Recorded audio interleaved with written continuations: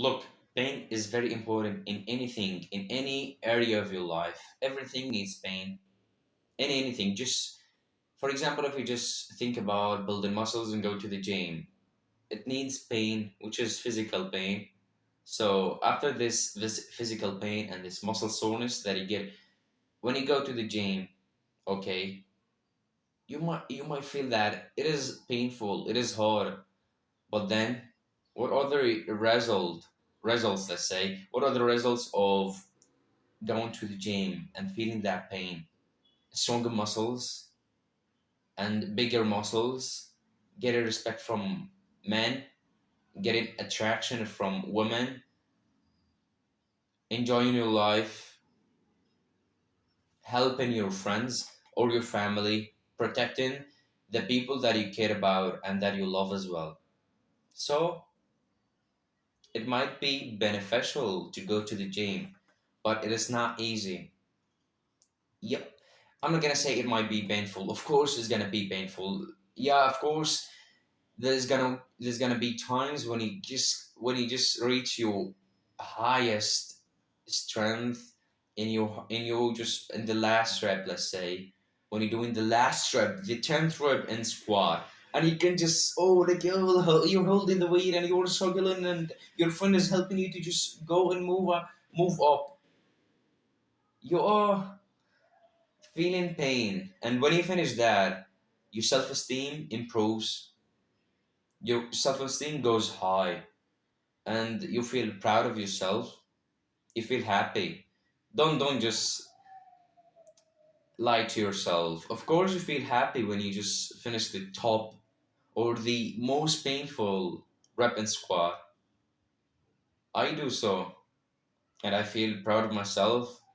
I look at my muscles. Oh, you are struggling right now, you're feeling painful, but later the results or the fruits of my labor, I will find them. I will find those fruits. I will enjoy them as well. I will have a family. I will raise my kids. I will protect them. I will protect my family, my father and mother and siblings. Yeah, I will feel secure. So having self-esteem, healthy self-esteem, needs pain and needs responsibility. What about emotional pain, Amma? Emotional pain is so important for emotional resilience. When you just get through problems, or if you're getting through a breakup or something, or you're just stressed or you're anxious, let's say, about something, and you're overthinking about something, and it is really draining your emotions, and you feel like quite like you feel bad about it, let's say.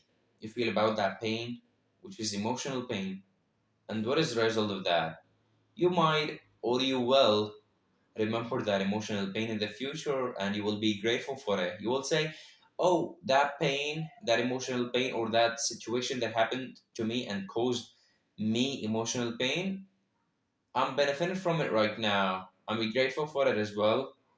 And it's given me emotional resilience, and you become more relaxed in the same situation that you used to struggle in the past, and now you're just feeling, oh, it's not that hard, it's not that painful, because I went through that in the past, and now I'm going through it again. I had emotional pain in the past, but now I am emotionally resilient. So this is about pain. And now let's talk about how people avoid pain. In which ways people are avoiding pain in this modern world. Of course, you might just guess the first thing, which is technology and social media apps and those. Like, I'm not gonna just swear at them, but actually, they are so bad for your mental health. For me, actually, I don't have like social media anymore. I just only have WhatsApp and Facebook, which is like fake account. I'm not gonna use it for myself. I'm not gonna post my pictures and get like message requests or something. I want to get more likes. No, no, no. Actually, I opened a commercial page and it failed, and then like yeah, I just only opened the commercial page on Facebook for business or something, but actually when it failed, I continued using the same account and I haven't deleted it, and I have to just admit that. So now let's talk about how people are avoiding pain. They're just chasing highs. They are chasing highs and escape reality. How do people chase highs? For example, oh, let me listen to the song. It's really motivating. They listen to the song. I'm not saying that listening to songs is bad if they motivate you. Look, but when it becomes an overindulgent, when you just overindulge the same song, like as I did, like it was my mistake. I'll raise my hand and say it was. And no, it is not now, right now. It's not my mistake. I'm not just listening to songs that much. But actually, it was my mistake when I was in fucking. Sorry. When I was in baccalaureate, yeah, I was listening to. Why did I say sorry? I will reconsider that. Okay. When I was in baccalaureate studying and preparing for the exams, I was listening to songs and like in some way, I felt like disconnection from my real self, disconnection from the world, disconnection from my conscious self. Of course, you're gonna just be disconnected from your reality, or like at the simplest thing from the present moment. When you listen to songs, of course, you are just disconnected from the present moment. You're not focused. So, what another example about uh, chasing highs?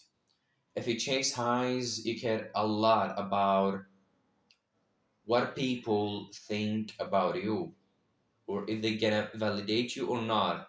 Oh, what do people might think? What might people think of my new jacket? Oh, of my new shirt. What might people think of it? Are they gonna just validate me on that? If you are doing so, you're just chasing highs.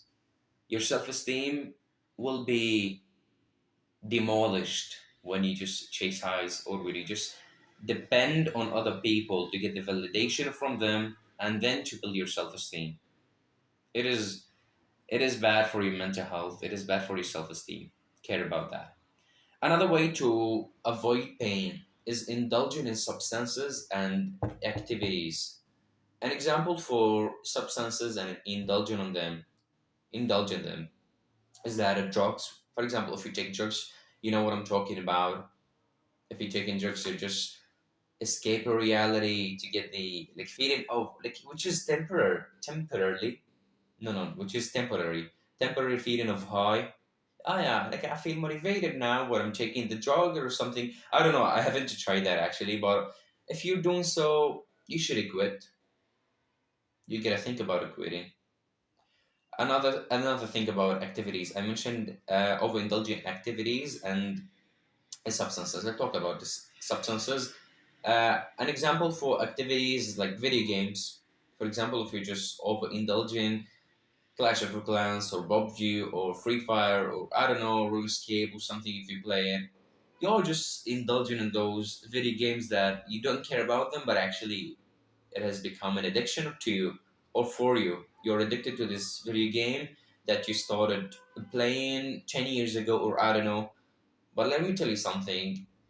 After like a few years, you will feel that your favorite video game, which is horrible, your favorite video game will become normal and will become boring for you. You will say, is this the game that I was addicted to for 10 years? It doesn't motivate me anymore because you have conditioned your brain to get extra dopamine from like external sources, which is like scientific. I'm not gonna go through details in that, but simply you will get bored in the end. So be aware of that and think about quitting again. The last thing about I'm talking about like how people avoid pain. We finished them. We finished all the ways. And let me give you a quick tip before I finish the video, which is about the symptoms of avoiding pain. What are the symptoms of avoiding? If you just avoid pain, of course you know what I'm talking about. If you don't go to the gym, of course you know what I'm talking about. How it feels when someone tell you, for example, oh, you are a coward, for example. I don't know if how what is the way that you get offended, and but actually, you know what I'm talking about. You might understand that. Oh, like sometimes it feels I struggle because I avoid going to the gym, or I skip my workouts, or I don't know. I don't just commit myself to work on my business. So, what is the symptom? The symptom of it, you're not motivated, and you don't get the motivation, or to say the enough motivation to change. Of course, if you're playing a video game, of course, if you're taking drugs, for example, you have like a really deep desire to change that, to just meet your potential. You want to meet your potential, right? You want to just feel happy and self-fulfilled. You have the desire to change, but you can't. Why? Because you don't have the enough motivation to do so. And let me give you an advice now. How can you get the motivation? By just taking action in anything. Forget about your addictions. For example, if you are thinking about a business model in your mind, you've been thinking about it for months and months and months, and you don't get the enough motivation to do so. That's why, because you're conditioned from the beliefs, like I don't know, like society has conditioned you to think that to do anything you have to fail or to get the motivation first. Like, yeah, it goes like this: you get the motivation and then the inspiration and then you take action. Let me tell you something which is the truth. The truth is the opposite. You take action, okay, you take action, then you get the inspiration and finally the motivation. So motivation comes after the pain and from after taking action. First, you have to take action. Do anything, which is the principle, the golden principle from Mark Manson, the author of The Subtle Art of Not Giving a Fuck. So he mentioned in his book that you have to do something in anything, anything. If you want to design a website, just start doing it. If I want to open a YouTube channel, I will upload my first video on it to it. So if I want to study for the exams, I will study the first 5 pages, which is enough. Now it's the end of the video. I hope you enjoyed it.